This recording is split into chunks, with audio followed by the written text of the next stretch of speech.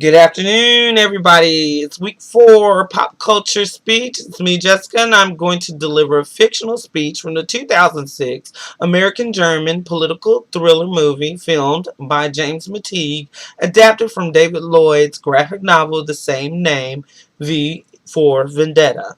I feel it can describe what's going on today.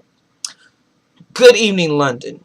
Allow me first to apologize. I do, like many of you, appreciate the comforts of the everyday routine, the security of the familiar, the tranquility of repetition. I enjoy them as much as any bloke. But in the spirit of commemoration, whereby important events of the past usually associated with someone's death or the end of some awful, bloody struggle are celebrated with a nice holiday. I thought we could mark this November 5th, a day that is, sadly, no longer remembered, by taking time out of our daily lives to sit down and have a little chat. There are, of course, those who do not want us to speak. Even now, orders are being shouted into telephones, and men with guns will soon be on their way. Why? Because while the truncheon may be used in lieu of conversation, words will always retain their power. Words offer the means to meanings, and for those who will listen, the enunciation of truth. And the truth is, there is something terribly wrong with this country, isn't there?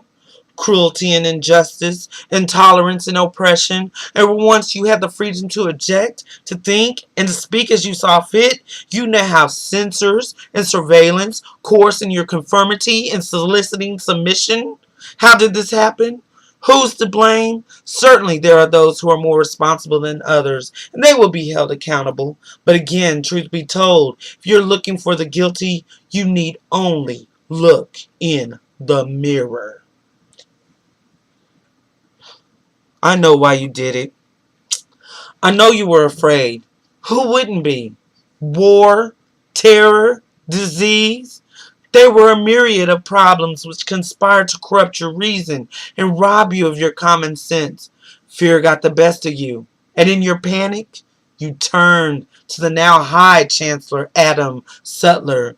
He promised you order. He promised you peace.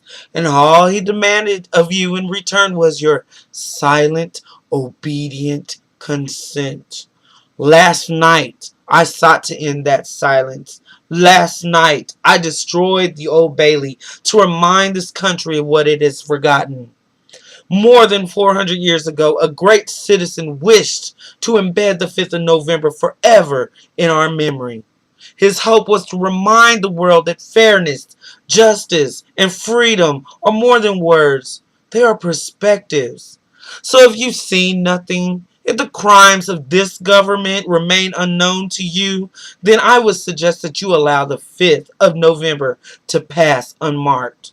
But if you see what I see, if you feel as I feel, and if you would seek as I seek, then I ask you to stand beside me 1 year from tonight outside the gates of Parliament, and together we shall give them a 5th of November that they shall never, ever forget. Good night.